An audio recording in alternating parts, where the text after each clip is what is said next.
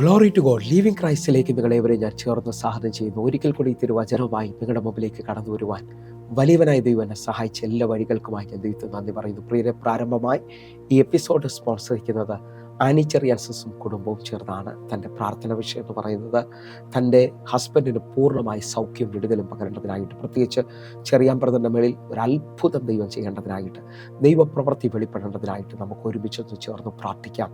കർത്താവ് വലിയ കാര്യങ്ങൾ ചെയ്യട്ടെ. അതേപോലെ തന്നെ തൻ്റെ 2 മക്കളുടെ ഭാവി ജീവിതം അനുഗ്രഹിക്കപ്പെടേണ്ടതിനായിട്ട്, പ്രത്യേകിച്ച് മൂത്ത മകൻ സാംസന് വേണ്ടി ദൈവം ഒരു വലിയ കാര്യം ആ ദേശത്തിൽ ചെയ്യേണ്ടതിനായിട്ട്, തന്നെ കാനഡയിൽ കുടുംബമായി അനുഗ്രഹിക്കുകയും അവർ അത്ഭുതത്തിലേക്ക് കയറുകയും ചെയ്യേണ്ടതിനായിട്ട് പ്രത്യേകമായി പ്രാർത്ഥിക്കാം. അവരുടെ എല്ലാ തടസ്സങ്ങളും ആ പട്ടണത്തിൽ മാറിയിട്ട് ആ കുടുംബം അനുഗ്രഹിക്കപ്പെട്ടെന്ന് കേൾക്കുവാനായിട്ട്, സ്വർഗത്തിലെ ദൈവം കാര്യം സാധിച്ചു എന്ന് പറയാൻ തക്കവണ്ണം ഇവരെ അനുഗ്രഹിക്കണമേ അപ്പ. അതേപോലെ തന്നെ ഇളയ മകനും കുടുംബവും പ്രത്യേകിച്ച് തലമുറയായിട്ട് അത്ഭുതത്തിലേക്ക് നടക്കേണ്ടതിനായിട്ട്, ദൈവപ്രവൃത്തി വെളിപ്പെട്ട് വരേണ്ടതിനായി നമുക്ക് ഒരുമിച്ചൊന്ന് പ്രാർത്ഥിക്കാം. അനിച്ചറിയാസനെ കർത്താവിൻ്റെ കരത്തിൽ ഏൽപ്പിക്കാം. എൻ്റെ കൂടെ വിശ്വാസത്തോടെ നിങ്ങൾ പ്രാർത്ഥിക്കണം. ഒരു വലിയ ദൈവപ്രവൃത്തി വെളിപ്പെട്ട് വരേണ്ടതിനായിട്ട്, പ്രിയ സസനെ സ്പിരിച്വലി ഒത്തിരി ദൈവം ഉയർത്തിയും മാനിക്കുകയും ചെയ്യേണ്ടതിനായിട്ട് പ്രാർത്ഥിക്കാം. ഈ ദിവസങ്ങളിൽ ഈ കുടുംബം ദൈവികമായ സംരക്ഷണത്തിലും ദൈവികമായ നന്മയിലും മുമ്പോട്ട് പോകേണ്ടതിനായി കണ്ണുകൾ അടയ്ക്കാം. പ്രിയരെ, പ്രാർത്ഥിക്കാം. ഇവർ മുഖാന്തരമാണ് ഇന്നത്തെ ഈ എപ്പിസോഡ് കടന്നു പോകുന്നത്. എല്ലാവരും എൻ്റെ കൂടെ ചേർന്ന് പ്രാർത്ഥിക്കണം. ഒരുമിച്ച് പ്രാർത്ഥിക്കാം. ഞങ്ങളെ സ്നേഹിക്കുന്ന ഞങ്ങളുടെ നല്ല ദൈവമേ, പൂർണ്ണ ഹൃദയത്തോടെ അനുസസനായി ഹസ്ബൻഡ് ചെറിയാമ്പ്രനായി പ്രാർത്ഥിക്കുന്നു. കർത്താവേ, അത്ഭുതകരമായ വിടുതലുകൾ, അത്ഭുതകരമായ സൗഖ്യം തൻ്റെ മേളിൽ പകരണമേ അപ്പ. ഞങ്ങൾ വിശ്വാസ കണ്ണിൽ കണ്ട് പ്രാർത്ഥിക്കുന്നു. അതേ നിലയിൽ തന്നെ ഞങ്ങൾ ഉറച്ചു പ്രാർത്ഥിക്കുകയാണപ്പ. മൂത്ത മകൻ സാംസനും കുടുംബത്തെ ദൈവം മാനിക്കണം, തലമുറയെ കൊടുത്ത് അനുഗ്രഹിക്കണം. ആ ദേശത്തിൽ കർത്താവെ ഒരു ഉയർച്ചയിലേക്ക് വരേണ്ടതിനായി എല്ലാ തടസ്സങ്ങളും മാറിയെന്ന് പറയാൻ തക്കവണ്ണം കർത്താവ് അത്ഭുതം അവർക്ക് വേണ്ടി ചെയ്യണമേ കർത്താവെ. അതേപോലെ തന്നെ ഇളയ മകനെ കുടുംബത്തെ കർത്താവിൻ്റെ കരത്തിൽ ഏൽപ്പിക്കുന്നു. തലമുറയായി അറിയാം കർത്താവെ, ആ കുടുംബം വലിയ നന്മയിലേക്ക് കയറേണ്ടതിനായി, വിടുതലിലേക്ക് കയറേണ്ടതിനായി ഞങ്ങൾ ഒരുമിച്ച് പ്രാർത്ഥിക്കുന്നപ്പ. പ്രത്യേകിച്ച് അനുസസനായി പ്രാർത്ഥിക്കുന്നു. ഈ ദിവസങ്ങളിൽ സ്പിരിച്വലി ഒരു വലിയ ഉയർച്ചയിലേക്ക് ദൈവം തൻ്റെ ജീവിതത്തിനകത്ത് തൻ്റെ തലമുറയോടും തന്നോടും പറഞ്ഞ വാഗ്ദത്തങ്ങളിലേക്ക്, അവകാശത്തിലേക്ക് വരുവാൻ സ്വർഗ്ഗം ഈ മകളെ ബലപ്പെടുത്തണം. യേശുവിൻ്റെ നാമത്തിൽ ഞങ്ങൾ പ്രാർത്ഥിക്കുന്നു. കർത്താവ് ചെയ്തതിനായി നന്ദി. ആമേൻ, ആമേൻ, ആമേൻ. പ്രിയരെ, അനുഗ്രഹിക്കപ്പെട്ട ഒരു എപ്പിസോഡിലോട്ട് ഞങ്ങൾ ക്ഷണിക്കുന്നു. കടന്നു വന്നാട്ടെ.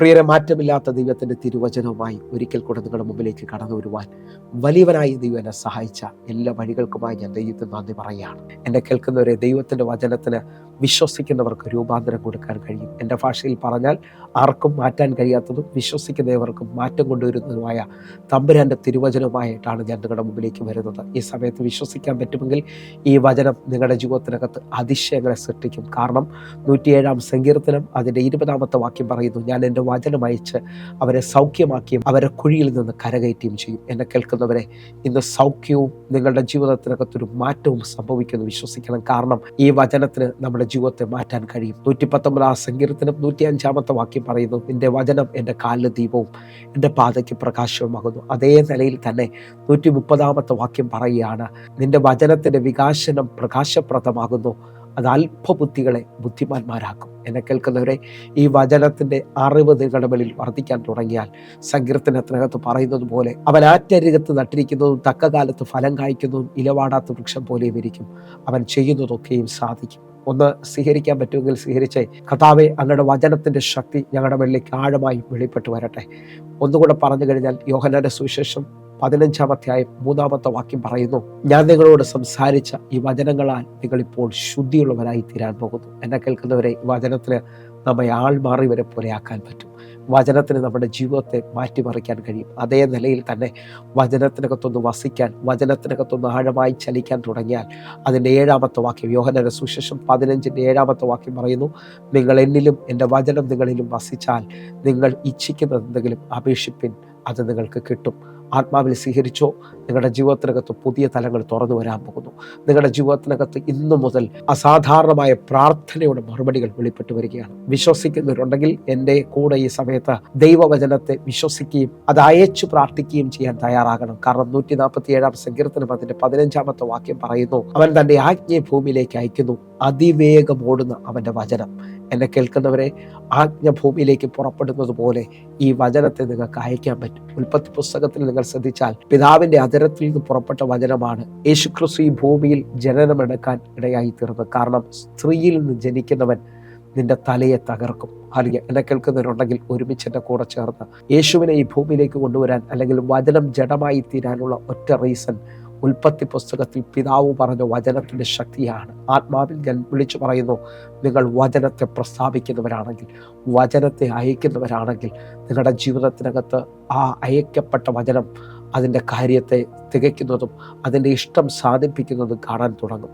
ആത്മാവിൽ വിശ്വസിക്കുന്നവരാണെങ്കിൽ വചനം അയച്ചു പ്രാർത്ഥിക്കുവാൻ, വചനത്തെ ഡിക്ലെയർ ചെയ്ത് പ്രാർത്ഥിക്കുവാനായിട്ട്, വചനത്തിൽ ക്ലെയിം ചെയ്ത് പ്രാർത്ഥിക്കുവാനായിട്ട്. കാരണം യേശു കർത്താവ് ശത്രുവിനോട് അല്ലെങ്കിൽ പിശാചിനോട് പറഞ്ഞു, മനുഷ്യൻ അപ്പം കൊണ്ട് മാത്രമല്ല ജീവിക്കുന്നത്, ദൈവത്തിൻ്റെ വായിൽ കൂടെ വരുന്ന ഓരോ വചനവും കൊണ്ടാണ് ജീവിക്കുന്നത്. വിശ്വസിക്കാൻ പറ്റുമെങ്കിൽ വചനത്തിൽ ജീവിക്കാൻ കഴിയും. അങ്ങനെ വിശ്വസിക്കുന്ന ഓരോ ദൈവമക്കളോട് ഞാൻ ആത്മാവിൽ ഒരു കൈമാറ്റത്തെ ഈ സമയത്ത് പകരുകയാണ്. ഈ വചനം നിങ്ങളുടെ ജീവിതത്തെ മാറ്റും. വെളിപ്പാട് പുസ്തകം 1-ാം അധ്യായം അതിൻ്റെ 3-ാമത്തെ വാക്യം പറയുന്നു, ഈ വചനം കേൾക്കുന്ന, ഈ വചനം വായിക്കുന്ന, ഈ വചനം പ്രമാണിക്കുന്ന മനുഷ്യൻ ഭാഗ്യവാനെന്ന് മലയാളത്തിൽ എഴുതുമ്പോൾ ബ്ലെസ്സഡ് മാൻ. നിങ്ങൾ വിശ്വസിക്കുന്നവരാണെങ്കിൽ നിങ്ങൾ അനുഗ്രഹിക്കപ്പെട്ടയാകാം. നിങ്ങൾ അനുഗ്രഹിക്കപ്പെടാൻ പോവുകയാണ്. നിങ്ങൾ സ്വീകരിച്ച് ഈ വചനത്തിൻ്റെ ശക്തി നിങ്ങളുടെ ജീവിതത്തിനകത്ത് പുതുമ സൃഷ്ടിക്കട്ടെ. നിങ്ങളുടെ ജീവിതത്തിനകത്ത് ഒരു അസാധാരണമായ വാതിൽ തുറന്നു തരട്ടെ. കാരണം വെളിപ്പാട് പുസ്തകം 3-ാം അധ്യായം 8-ാമത്തെ വാക്യം പറയുന്നു, ഞാൻ നിന്റെ പ്രവൃത്തി അറിയുന്നു, ഞാൻ നിന്റെ മുമ്പിൽ വാതിൽ തുറന്നു വെച്ചിരിക്കുന്നു, അത് ആർക്കും അടച്ചുകൂടാ. നിനക്ക് അല്പമേ ശക്തിയുള്ളൂ, എങ്കിലും എൻ്റെ വചനത്തെ കാത്തു എൻ്റെ നാമത്തെ നിഷേധിച്ചതുമില്ല. വിശ്വസിക്കുന്നവരുണ്ടെങ്കിൽ വചനത്തിന് വേണ്ടി നിൽക്കുന്ന ദൈവമക്കൾ ഈ സമയത്ത് ഒരുക്കത്തോടെ നല്ലൊരു ഇരിപ്പിടം ഉറപ്പാക്കി നിങ്ങൾ ഈ സമയം മുതൽ പ്രാർത്ഥിച്ചു തുടങ്ങണം. ഈ വചനത്തിന് ദൈവത്തോളം ശക്തി ഉള്ളതുകൊണ്ട് നിങ്ങളുടെ ജീവിതത്തിനകത്ത് ഈ വചനത്തിന് അത്ഭുതങ്ങളെ ചെയ്യാൻ പറ്റും. കാരണം യോഹന്നാന്റെ സുവിശേഷം 1-ാം അധ്യായം 1-ാമത്തെ വാക്യം പറയുന്ന, ആദിയിൽ വചനമുണ്ടായിരുന്നു, വചനം ദൈവത്തോടു കൂടെയായിരുന്നു, വചനം ദൈവമായിരുന്നതുകൊണ്ട് ഈ വചനം പാറയെ തകർക്കുന്ന ചുറ്റികലാകയാൽ ഈ വചനത്തിന് ബന്ധനമില്ലാത്തത് കൊണ്ട് ഈ വചനം ബന്ധനങ്ങളെ അഴിക്കുന്നതാണ്.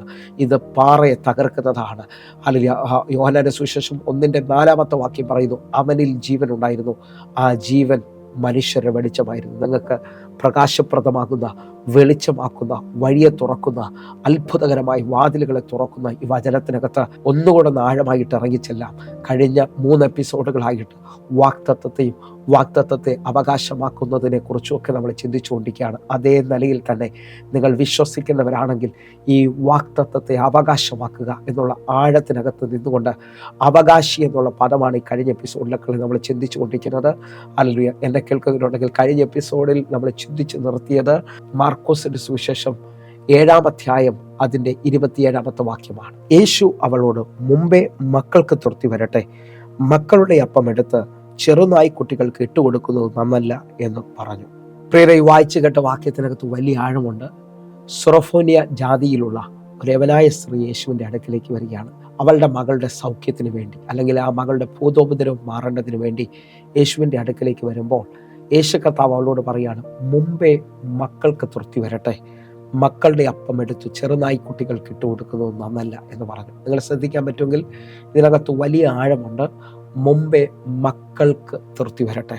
ഈ വചനത്തിനകത്ത് പുതിയ നിയമവിശ്വാസികൾ തിരിച്ചറിയേണ്ടത്, ഹല്ലേലൂയ, നാം ദൈവത്തിൻ്റെ മക്കൾ എന്നുള്ളതാണ്. യോഹന്നാന്റെ സുവിശേഷം 1-ാം അധ്യായം അതിൻ്റെ 12-ാമത്തെ വാക്യം പറയുന്നു, അവൻ്റെ നാമത്തെ കൈക്കൊണ്ട് അവൻ്റെ നാമത്തിൽ വിശ്വസിക്കുന്ന ഏവർക്കും ദൈവമക്കളാകാൻ അവൻ അധികാരം തന്നു. ദൈവമക്കളെന്ന പദവിയിൽ, ആ അധികാരത്തിൽ നിൽക്കുന്നവർക്ക് നിങ്ങൾ അവകാശത്തിലേക്ക് വരണമെന്ന് ഞാൻ ആഗ്രഹിക്കുന്നു. ഈ വചനത്തിൻ്റെ അധികാരത്തിൽ ഞാൻ ആത്മാവിൽ വിളിച്ചു പറയുന്നു, ജീവിതം കരഞ്ഞു തീർക്കരുത്. വാഗ്ദത്തങ്ങളെ കേട്ട് അത് കാണാതെ പോകരുത്. ഞാൻ ആത്മാവിൽ കഴിഞ്ഞ ദിവസങ്ങളിലെ ഒരു എപ്പിസോഡിൽ ഞാൻ വ്യക്തമായി പറഞ്ഞു.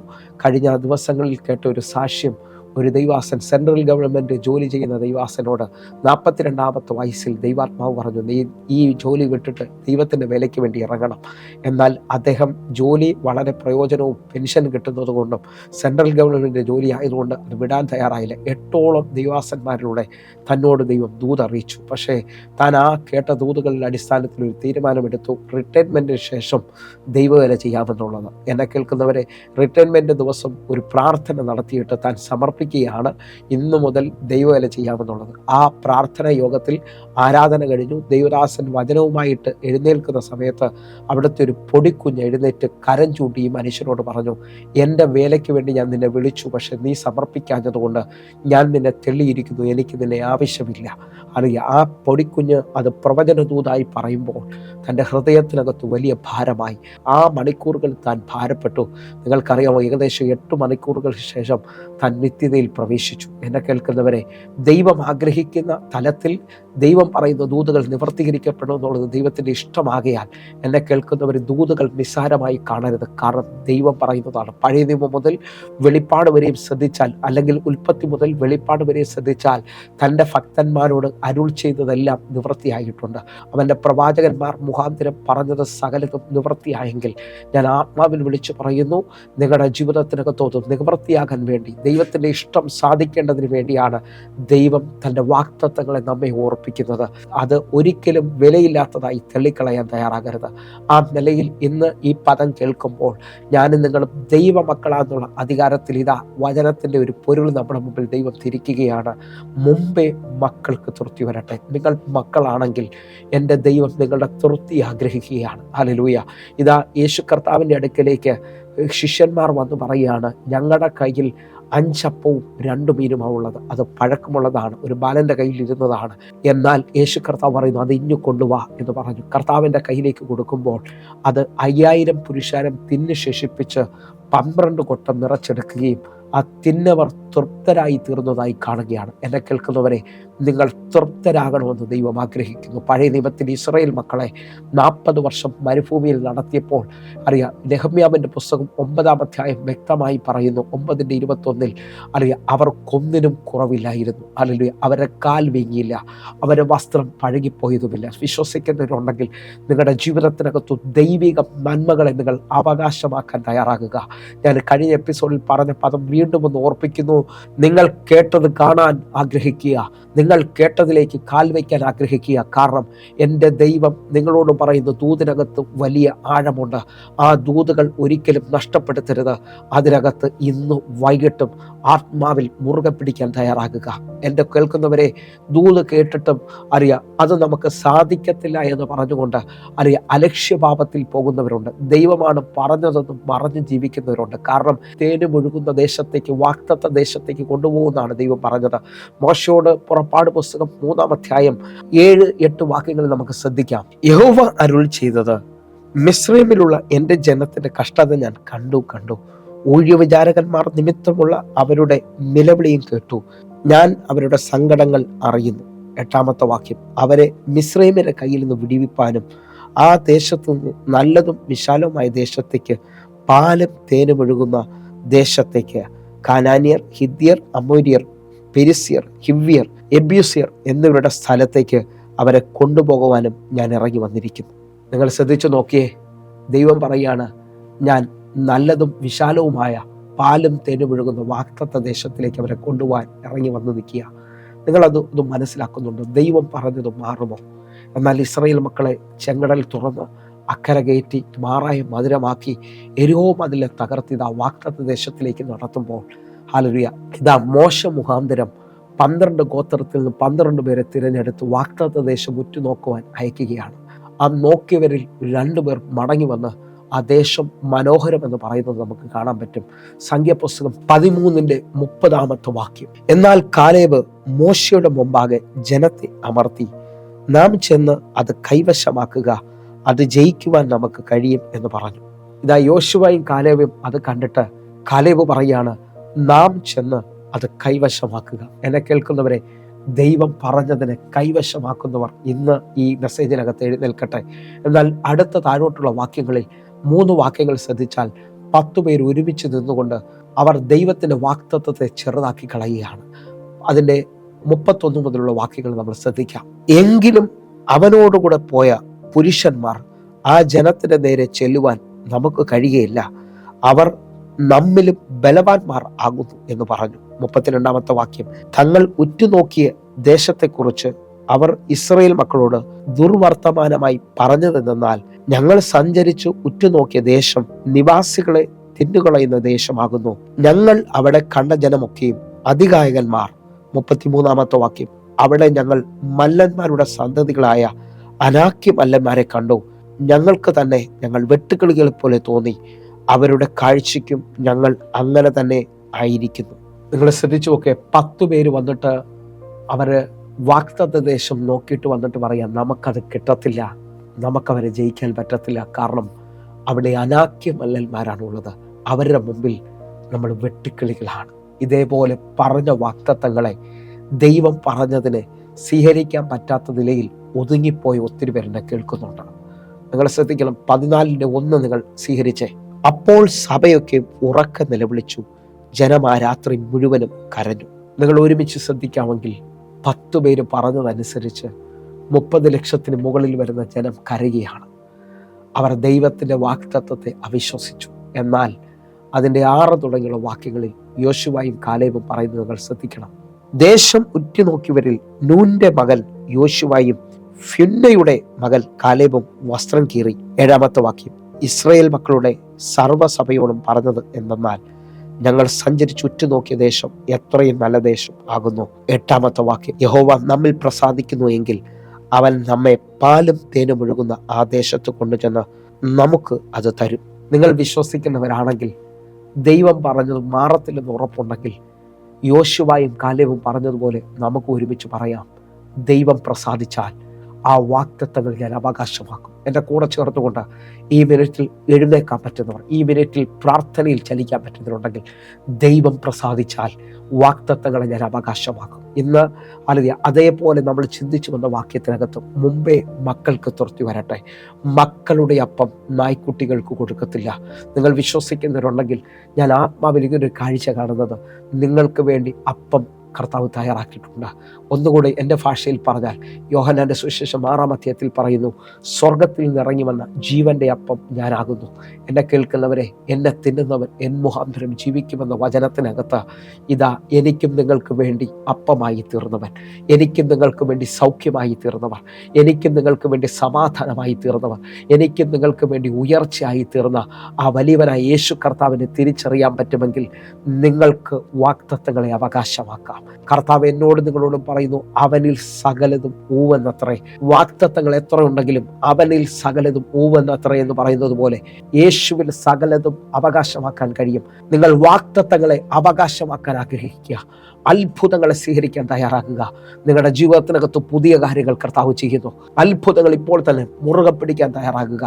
ഞാൻ അവകാശിയാകുന്നു. എന്നാൽ എന്നെ കേൾക്കുന്നവരെ, ഈ തലത്തിൽ നിന്നുകൊണ്ട് ഞാൻ അടുത്തൊരു സ്റ്റെപ്പിലോട്ട് വരികയാണ്. എന്നെ ഏറ്റവും കൂടുതൽ ഈ ദിവസങ്ങളിൽ തൊടുന്നൊരു പദം അവകാശി വളരണമെന്നുള്ളതാണ്. ഹല്ലേലൂയ. ഗലാത്യ ലേഖനം 4-ാം അധ്യായം അതിൻ്റെ 1-ാമത്തെ വാക്യത്തിലേക്ക് നമ്മൾ വരികയാണ്. അവകാശി സർവത്തിനും യജമാനനെങ്കിലും ശിശുവായിരിക്കുന്നിടത്തോളം ദാസനേക്കാൾ ഒട്ടും വിശേഷതയുള്ളവനല്ല. നിങ്ങൾ ശ്രദ്ധിച്ചു നോക്കേ, അവകാശി സർവത്തിനും യജമാനനാണ്, എങ്കിലും ശിശുവായിരിക്കുന്നിടത്തോളം ദാസനേക്കാൾ ഒട്ടും വിശേഷതയുള്ളവനല്ല. എന്നെ കേൾക്കുന്നവരെ, ശിശുവായിരിക്കുന്നിടത്തോളം കാലം ആ വ്യക്തിക്ക് ആ നന്മകൾ പ്രാപിക്കാൻ കഴിയത്തില്ല. ദൈവം വെച്ചിരിക്കുന്ന നന്മകളെ, വിശുദ്ധന്മാർക്ക് ദൈവരാജ്യത്തിൽ വെച്ചിരിക്കുന്ന അവകാശങ്ങളെ അവകാശമാക്കുവാൻ ഈ മിനിറ്റിൽ ഞാനും നിങ്ങൾ പ്രാപ്തരായി തീരണം. ഞാനും നിങ്ങൾ എഴുന്നേൽക്കണം. നമ്മുടെ കർത്താവ് നമ്മുടെ അവസ്ഥകൾക്ക് മാറ്റം കൊണ്ടുവരാൻ പോവുകയാണ്. നിങ്ങൾ എത്ര പേർ എൻ്റെ കൂടെ ചേർന്ന് പറയും, ആദാമിനെയും ഹവ്വായെയും ദൈവം സൃഷ്ടിക്കുന്നതിന് മുമ്പായി അവർക്ക് വേണ്ടിയുള്ള ഏദൻ പർദീസയെ ദൈവം ഒരുക്കിയിരുന്നു എന്ന് പറഞ്ഞാൽ, നിന്നെ ഈ ഭൂമിയിലാക്കുന്നതിന് മുമ്പേ, ലോകസ്ഥാപനത്തിന് മുമ്പേ നിനക്ക് വേണ്ടിയുള്ള സകലതും അവൻ മുന്നൊരുക്കിയിരുന്നു. ആ മഹത്വത്തെ, ആ തേജസ്സിൻ്റെ സാക്ഷിയാകുവാൻ ഈ മിനിറ്റിൽ എഴുന്നേക്കാൻ തയ്യാറാക്കണം, എഴുന്നേറ്റ് പ്രകാശിക്കാൻ തയ്യാറാകണം. ഒന്നുകൂടെ നിങ്ങൾ ശ്രദ്ധിച്ചു നോക്കി, അവകാശി സർവത്തിനും യജമാനനാണ്. കാര്യപ്രാപ്തി ഇല്ലാത്തിടത്തോളം കാലം അത് തന്നെ നോക്കാൻ ഏൽപ്പിച്ച തന്നെ ദാസനേക്കാൾ വലുതല്ല. ഹല്ലേലൂയ. നിങ്ങൾ സ്വീകരിക്കാൻ പറ്റുമോ? ഞാൻ ആത്മാവിലേക്ക് ഒരു പദം പറയട്ടെ. 3 ഘട്ടങ്ങളായി വളരാൻ കുഞ്ഞിന് പറ്റും. കുഞ്ഞെന്ന് പറയുന്നത് ശൈശവത്വം നമുക്കറിയാം.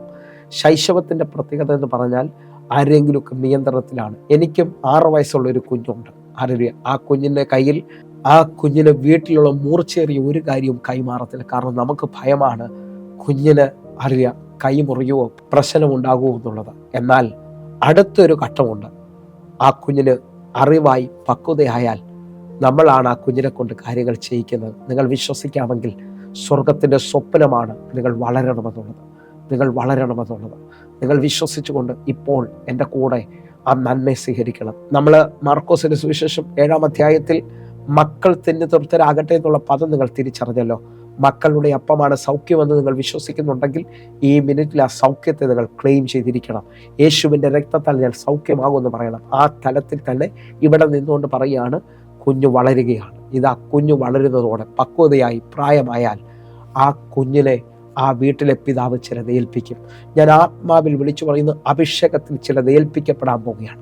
അഭിഷേകത്തിൽ നിന്റെ കയ്യിൽ ചിലത് ഏൽപ്പിക്കപ്പെടാൻ പോകുന്നു. നിനക്ക് വിശ്വാസമുണ്ടെങ്കിൽ നീ അതിനെ ചെയ്ത്, നീ അതിനെ പ്രാർത്ഥിച്ച് പ്രാപിക്കാൻ ഈ മിനിറ്റിൽ തയ്യാറാകണം. പ്രാർത്ഥനയാൽ അഭിഷേകത്താൽ ചിലവർ പ്രാപിക്കാൻ പോകുന്നു. അടുത്തൊരു തലമെന്ന് പറയുന്നത് ആ പക്വതയേറിയ തലത്തിൽ നിന്ന് ആ വീട്ടിലെ അവകാശി അല്ലെങ്കിൽ അധികാരിയായി തീരുകയാണ്. ശിഷ്യന്മാരെ വിളിച്ചത് എന്തിനാന്നുള്ളത് നിങ്ങൾ ഞാൻ തിരിച്ചറിയണം. യേശു ശിഷ്യന്മാരെ വിളിച്ചത് യേശുവിനെ പോലെ ആയിത്തീരാൻ വേണ്ടിയാണ്, അധികാരത്തെ ചുമക്കാൻ വേണ്ടിയാണ്. എന്നാൽ ഞാൻ ആ ഭാഗത്തിലേക്ക് വരുന്നതിന് മുമ്പായി നിങ്ങൾ ഈ പദം കൂടെ ശ്രദ്ധിച്ചേ. ഗലാത്യലേഖനം 4:2 വാക്യം, പിതാവ് നിശ്ചയിച്ചിരിക്കുന്ന അവധിയോളം രക്ഷകന്മാർക്കും ഗ്രഹവിചാരകന്മാർക്കും കീഴ്പ്പെട്ടവനത്രേ എന്ന് ഞാൻ പറയുന്നു. നിങ്ങൾ നോക്കണേ, പിതാവ് നിശ്ചയിച്ചിരിക്കുന്ന ഒരു സമയം വരെ ഈ കുഞ്ഞ് അല്ലെങ്കിൽ ശിശു രക്ഷകന്മാർക്കും ഗ്രഹവിചാരന്മാർക്കും കീഴ്പ്പെട്ടാ ജീവിക്കുന്നത്. ഹല്ലേലൂയ. എന്നാൽ ഇന്ന് ഈ മെസ്സേജ് നടന്നുകൊണ്ടിരിക്കുമ്പോൾ എൻ്റെ ആഗ്രഹം, ദൈവത്തിൻ്റെ ആഗ്രഹം, ചിലവർ അവകാശത്തിലേക്ക് വളരണമെന്നുള്ളതാണ്. ചിലർ വളരണമെന്നുള്ളതാണ്. നമുക്ക് ഒരുമിച്ച് ചേർന്ന് ശിഷ്യന്മാരുടെ ഭാഗത്തേക്ക് വരാം. അവൻ പുരുഷാരത്തിൽ നിന്ന് 12 പേരെ തിരഞ്ഞെടുത്തത് തൻ്റെ കൂടെ ഇരിപ്പാനാ, അധികാരത്തിൻ്റെ കൈമാറ്റത്തിന് വേണ്ടിയാണ്. മാർക്കോസിന്റെ സുവിശേഷം 3-ാം അധ്യായം 13, 14, 15 വാക്യങ്ങൾ. പിന്നെ അവൻ മലയിൽ കയറി തനിക്ക് ബോധിച്ചവരെ അടുക്കൽ വിളിച്ചു. 14-ാമത്തെ വാക്യം, അവർ അവന്റെ അരികെ വന്നു. 15-ാമത്തെ വാക്യം, അവൻ തന്നോടുകൂടെ ഇരിപ്പാനും പ്രസംഗിക്കേണ്ടതിന് അയപ്പാനും ഭൂതങ്ങളെ പുറത്താക്കേണ്ടതിന് അധികാരം ഉണ്ടാകുവാനും 12 പേരെ നിയമിച്ചു. നിങ്ങൾ എൻ്റെ കൂടെ വിശ്വാസ കണ്ണിൽ കണ്ട് പ്രാർത്ഥിക്കാൻ പറ്റുമെങ്കിൽ ഈ മിനിറ്റിൽ കണ്ട് പ്രാർത്ഥിച്ചോ. അസാധാരണമായത് എന്തോ ഒന്ന് നിങ്ങളുടെ വെളിപ്പെടാൻ പോകുന്നു. ഇതാ 12 പേരെ യേശു വിളിച്ചത് എന്തിനെന്ന് ചോദിച്ചാൽ തൻ്റെ കൂടെ ഇരിക്കാൻ, പ്രസംഗിക്കാൻ അയക്കേണ്ടതിന്. 3-ാമത്തെ പദം, ഭൂതങ്ങളെ പുറത്താക്കുവാൻ അവർക്ക് അധികാരം കൊടുത്തു. എന്നെ കേൾക്കുന്നവരുണ്ടെങ്കിൽ ഈ അധികാരത്തെ നിങ്ങൾ ഉപയോഗിക്കാൻ തയ്യാറാകണം. ഞാൻ ആത്മാവിൽ നിങ്ങളോട് വിളിച്ചു പറയട്ടെ, നിങ്ങളുടെ വീട്ടിൽ ഉപയോഗിക്കപ്പെടുന്ന ഇരുമ്പ് ആയിട്ടുള്ള ആയുധങ്ങളുണ്ട്. ആ ആയുധങ്ങൾ ഉപയോഗിക്കാതെ ഒരു സൈഡിൽ വെച്ചാൽ മാത്രം മതി അത് തുരുമ്പ് പിടിക്കുന്നത് കാണാൻ പറ്റും. എപ്പോഴാണോ ഇരുമ്പ് ഐറ്റങ്ങൾ ഉപയോഗിക്കപ്പെടുന്നത് ആ സമയം മുതലാണ് അതിൻ്റെ മൂർച്ചയും അതിൻ്റെ ഭംഗിയും വർദ്ധിക്കുന്നത്. എന്നെ കേൾക്കുന്നവരെ, ഇതേപോലെ ദൈവം ആഗ്രഹിക്കുന്നു നിങ്ങൾ ഉപയോഗിക്കപ്പെടണം, നിങ്ങളുടെ അഭിഷേകം ഉപയോഗിക്കപ്പെടണം. എന്നെ കേൾക്കുന്ന ഓരോ ദൈവമക്കളും ഈ സമയത്ത് പ്രാർത്ഥനയോടെ, കർത്താവെ, ഞങ്ങൾ അധികത്തിൽ വിശ്വസിക്കുന്നു, ഞങ്ങൾ അധികത്തിൽ പ്രാർത്ഥിക്കുന്നു. ഈ മിനിറ്റ് മുതൽ ഞങ്ങളെ അളവില്ലാതെ ഉപയോഗിക്കണമേ അപ്പ. അങ്ങേക്ക് ഉപയോഗമുള്ളൊരു പാത്രമാക്കി ഞങ്ങളെ തീർക്കണമേ. ഞാൻ ആത്മാവിൽ വിളിച്ചു പറയാം, ഇതാ അധികാരി എഴുന്നേറ്റ് വരികയാണ് എന്ന് പറഞ്ഞാൽ ശിശുത്വം മാറുന്നു. ഹല്ലേലൂയ. പ്രാപ്തിയുള്ള നിലയിലേക്ക് വരികയാണ്. അതിനകത്തുനിന്ന് ഉയർന്ന ഒരു വീട്ടിൻ്റെ അധികാരിയായിത്തീരും. എൻ്റെ ജീവിതത്തിൽ നടന്ന ഒരു അനുഭവം ഞാൻ അതുകൊണ്ട് പറയാം. ഇതാണ് എൻ്റെ കണ്ണ് തുറന്നത്. ഞാൻ ഒരു ഭവനത്തിൽ ഒരു തളർന്നു കിടക്കുന്ന പിതാവിന് വേണ്ടി പ്രാർത്ഥിക്കാൻ ചെന്നു. ആ വീട്ടിൽ പ്രാർത്ഥിക്കാൻ ചെന്നപ്പോൾ ഇദ്ദേഹം അകത്തൊരു റൂമിൽ കിടക്കുകയാണ്. ഇദ്ദേഹമാണ് TV പ്രോഗ്രാം കണ്ടിട്ട് എന്നെ വിളിച്ചത്, ഒന്ന് പാസ് വരണം, എനിക്ക് വേണ്ടി ഒരു പ്രാർത്ഥിച്ചാൽ ഞാൻ എഴുന്നേൽക്കുമെന്ന് പറഞ്ഞുകൊണ്ട്. നിങ്ങൾ വിശ്വസിക്കുന്നവരാണെങ്കിൽ പ്രാർത്ഥിക്കാൻ വിളിക്കണം. നമുക്ക് അസാധാരണമായ അത്ഭുതങ്ങൾ കാണാൻ കഴിയും.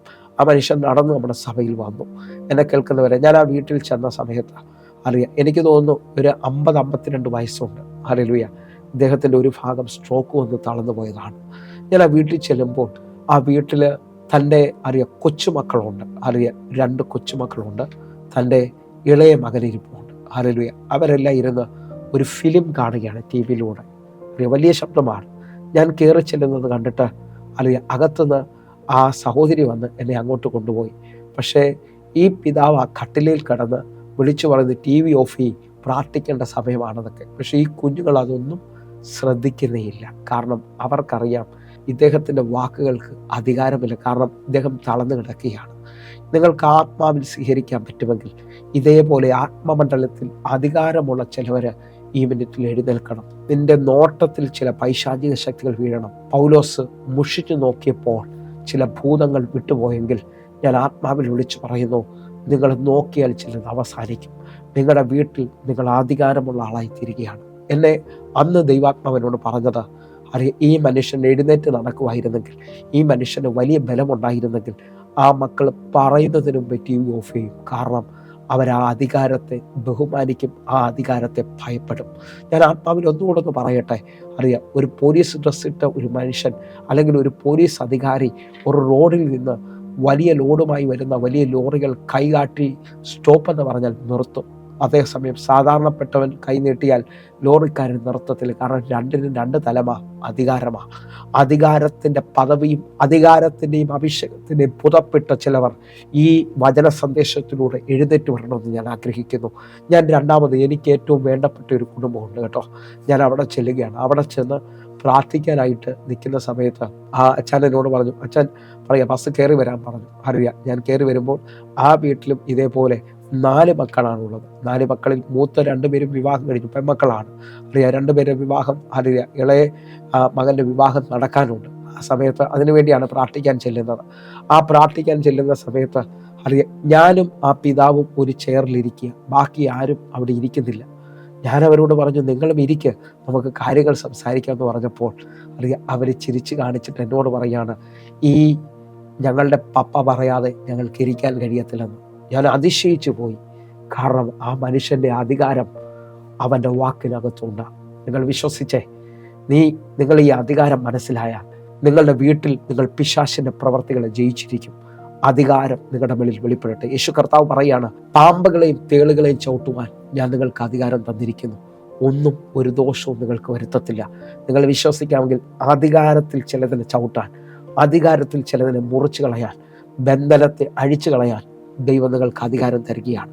ഞാൻ ആ തലത്തിൽ തന്നെ നിന്നുകൊണ്ട് ഒരു പദം കയറി പറയട്ടെ. മത്തായിയുടെ സുവിശേഷം നിങ്ങൾ ശ്രദ്ധിക്കുന്നുണ്ടെങ്കിൽ, മത്തായിയുടെ സുവിശേഷം 8-ാം അധ്യായത്തിൽ ഇതാ ശതാധിപൻ യേശു കർത്താവിൻ്റെ അടുത്ത് പറയാണ്, എൻ്റെ ബാല്യക്കാരൻ പക്ഷപാതം പിടിച്ച് കഠിനവേദനയിൽപ്പെട്ട് കിടക്കുകയാണ്. യേശു കർത്താവ് അവനോട് പറയാണ്, ഞാൻ വന്ന് സൗഖ്യമാക്കാം. യേശുവിൻ്റെ പ്രത്യേകത, ആരെങ്കിലും അറിഞ്ഞുകൊണ്ട് ക്ഷണിച്ചാൽ, ആരെങ്കിലും അറിഞ്ഞുകൊണ്ട് പ്രാർത്ഥിച്ചാൽ അവൻ്റെ വിഷയത്തിൽ ദൈവം ഇടപെടും.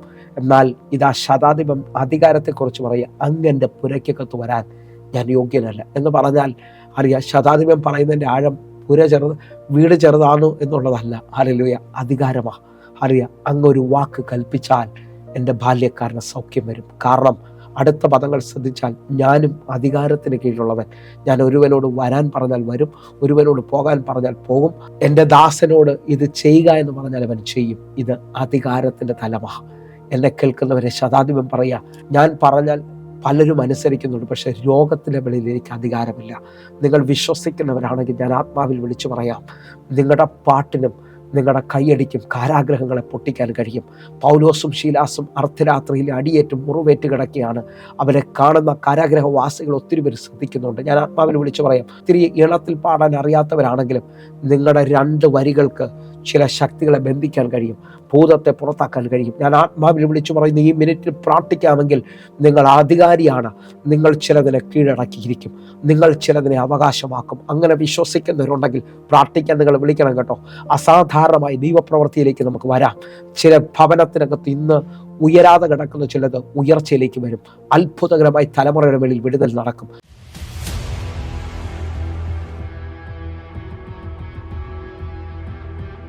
ദൈവനാമത്തിന് മാത്രം ഉണ്ടാകട്ടെ. ഞാൻ എൻ്റെ ഒരു ചെറിയ സാക്ഷ്യം പറയാനാണ് വന്നിരിക്കുന്നത്. എൻ്റെ ഒരു പ്രോപ്പർട്ടി വിൽക്കാനുണ്ടായിരുന്നു. അത് കുടുംബസ്വത്താണ്. അതപ്പം എൻ്റെ സഹോദരങ്ങളൊക്കെ ആദ്യം എന്നെ നിരാശപ്പെടുത്തുമായിരുന്നു, എടാ നീ അത് കൊടുക്കണ്ട, നീ കുടുംബസ്വത്തല്ലേ. അപ്പം ഞാനത് ഇങ്ങനെ സൂമിലൂടെ അതിൻ്റെ പ്രാർത്ഥന വിഷയം ഇങ്ങനെ പറയുമായിരുന്നു, വസ്തു വയ്ക്കാനായിട്ട്. അപ്പോൾ ഇങ്ങനെ പ്രാർത്ഥന വിഷയം പറഞ്ഞിട്ട് ഇങ്ങനെ ഞാൻ അതിൻ്റെ ഒരു കാര്യം ഒന്നും ആകുന്നില്ല. ഞാനിങ്ങനെ പല പ്രാവശ്യം പറഞ്ഞിട്ടും പാസ്റ്റർ എന്നോട് പറഞ്ഞു, ബ്രദറെ ഒരു കാര്യം ചെയ്യുക, നമ്മുടെ ചർച്ചിൽ വെള്ളിയാഴ്ച ദിവസം പ്രാർത്ഥന നടക്കുന്നുണ്ട്, വരാമെങ്കിൽ വസ്തുവിൻ്റെ ആധാരമായിട്ട് വരാൻ പറഞ്ഞു. അങ്ങനെ ഞാനിവിടെ വന്നു പ്രാർത്ഥിച്ചു. അങ്ങനെ പ്രാർത്ഥിച്ചുകൊണ്ടിരിക്കുമ്പം പാസ്റ്റർ എന്നോട് പറഞ്ഞു, ഈ വസ്തുവിന് ഇതിൻ്റെ തെക്കുവശത്തായിട്ട് ഏതോ ഒരു ശത്രുവിൻ്റെ ഒരു അവകാശം കാണുന്നുണ്ട്, അപ്പം അത് പൊട്ടാൻ വേണ്ടി പ്രാർത്ഥിക്കണമെന്ന് പറഞ്ഞു. അങ്ങനെ ഞങ്ങൾ ഇങ്ങനെ പ്രാർത്ഥിക്കുന്നുണ്ടായിരുന്നു. അപ്പോൾ ഇങ്ങനെ പ്രാർത്ഥിച്ച്, അപ്പോൾ കഴിഞ്ഞ വർഷം ജൂണിലെ ഉപവാസ പ്രാർത്ഥനയിൽ ഇങ്ങനെ പ്രാർത്ഥിച്ചുകൊണ്ടിരിക്കുമ്പം പാസ്റ്റർ പറഞ്ഞു, ഇന്നപോലെ ഈ നിൻ്റെ ശത്രു, നിനക്കെതിരായി നിൽക്കുന്ന ശത്രു ആ ദേശം വിട്ടോടും, എന്നിട്ട് നിൻ്റെ വസ്തുവിന് വിടുതൽ കിട്ടുമെന്ന് പറഞ്ഞു. അപ്പോൾ ഈ വർഷം മെയ് മാസം ആദ്യമേ തന്നെ എനിക്ക് അടുത്തു നിന്നുള്ള ഒരാളിൻ്റെ വിളി വന്നു. ഇന്നപോലെ നിൻ്റെ വസ്തുവിൻ്റെ അടുത്ത് നിൽക്കുന്നതായ ഒരു മുസ്ലിം കുടുംബമാണ്, അവരിങ്ങനെ പല രീതിയിലുള്ള നമ്മളെ ഇങ്ങനെ ശല്യം ചെയ്യുന്നുണ്ടായിരുന്നു. അപ്പോൾ ഇങ്ങനെ എനിക്ക് മെസ്സേജ് കിട്ടി, ഇന്നപോലെ അവർ ഈ ദേശം വിട്ട് പോയി എന്നുള്ളത്. അങ്ങനെ ഞാൻ ആ ഒരു ദൈവം എനിക്ക് എൻ്റെ ജീവിതത്തിൽ ആ ഒരു കാര്യം സാധിപ്പിച്ച് തന്നു. അതൊരു വലിയ സാക്ഷ്യമാണ്. ഇദ്ദേഹത്തിൻ്റെ ജ്യേഷ്ഠൻ്റെ കയ്യിൽ നിന്ന് കുടുംബസ്വത്തിൽ നിന്ന് കുറച്ച് ഭാഗം അദ്ദേഹം മേടിച്ചു. വലിയ സാമ്പത്തിക പ്രശ്നങ്ങളുണ്ടായി. അദ്ദേഹം ആ മുസ്ലിം സഹോദരൻ അവിടെ വീട് വെച്ചു. ഇതും കൂടെ അവകാശം പറഞ്ഞുകൊണ്ടാണ് അദ്ദേഹം നിൽക്കുന്നത്. പക്ഷേ വിട്ടുകൊടുക്കാതെ പ്രാർത്ഥിച്ച ഈ ബ്രദറിന് വേണ്ടി അപ്പോൾ എനിക്ക് അതിൽ വിടുതൽ കിട്ടി. അപ്പോൾ ദൈവം ചെയ്ത ആ വലിയ പ്രവർത്തിക്കായിട്ട് നന്ദിയോട് സ്തോത്രം ചെയ്യുന്നു. കണ്ണുകൾ അടയ്ക്കാം, നമുക്ക് ഒരുമിച്ച് പ്രാർത്ഥിക്കാം. ഞങ്ങളെ സ്നേഹിക്കുന്ന ഞങ്ങളുടെ നല്ല ദൈവമേ, ഇന്ന് വാഗ്ദത്തത്തിൽ നിന്ന് അവകാശത്തിലേക്ക് ഇവർ അധികാരികളായി മാറട്ടെ. ഇവർ അവകാശം പറയുന്നവരായി തീരട്ടെ. ശൈശവത്തിൽ നിന്ന് അല്ലെങ്കിൽ ശിശുത്വത്തിൽ നിന്ന് ഇവർ ഉയരട്ടെ. കർത്താവിൻ്റെ അഭിഷേകത്തിൽ ഇവർ വളരട്ടെ. കർത്താവെ, ഇവരെ ഞാൻ അനുഗ്രഹിക്കുന്നു. ഇവർ ഇന്ന് തന്നെ അത്ഭുതങ്ങൾ കാണട്ടെ. ദൈവപ്രവൃത്തി വെളിപ്പെട്ടതിനായി നന്ദി. യേശുവിൻ നാമത്തിൽ പ്രാർത്ഥിക്കുന്നു. കേൾക്കണം പിതാവേ. ആമേൻ, ആമേൻ. പ്രിയരേ, ഈ വചന സന്ദേശം നിങ്ങൾക്ക് അനുഗ്രഹമായെന്ന് വിശ്വസിക്കുന്നു. നിങ്ങൾ പ്രാർത്ഥന വിഷയമായുള്ളവർ വേഗത്തിൽ വിളിക്കണമെന്ന് ഓർപ്പിക്കുന്നു. ഈ കാണുന്ന വാട്സാപ്പ് നമ്പറിലോ നേരിട്ടോ നിങ്ങൾക്ക് വിളിക്കാം. നമുക്ക് ഒരുമിച്ച് ചേർന്ന് പ്രാർത്ഥിക്കാം. ദൈവത്തിൻ്റെ വലിയ നന്മകളെ അവകാശമാക്കുക. കർത്താവ് നിങ്ങളെ അധികത്തിൽ മാനിക്കട്ടെ. God bless you. ആമേൻ.